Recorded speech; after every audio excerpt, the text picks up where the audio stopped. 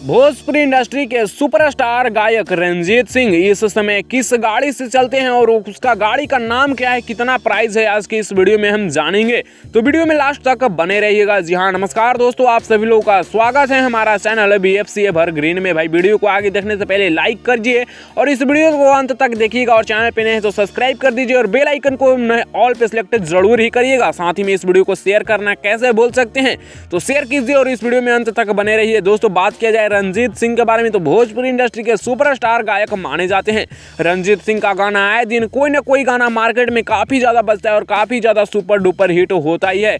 अगर बात किया जाए रंजीत सिंह के फिल्मों के बारे में तो ये अभी फिल्म में नहीं आए हैं, यानी एक्टिंग की दुनिया में अभी नहीं आए हैं, सिंगिंग की दुनिया में है, अभी इनका कोई भी फिल्म नहीं आया है। और बात किया जाए इनके गाने के बारे में तो काफी अच्छा गाना इनका होता है, काफी अच्छा आवाज भी है इनका। और अगर बात की जाए इनके कार के बारे में कि किस गाड़ी से चलते हैं, उसका नाम क्या है और उसका कितना प्राइस है, तो रंजीत सिंह इस समय स्कॉर्पियो से चलते हैं। जी तो इस समय रंजीत सिंह स्कॉर्पियो से चलते हैं, जिसका प्राइस लगभग 18 से 20 लाख रुपए बताई जाती है।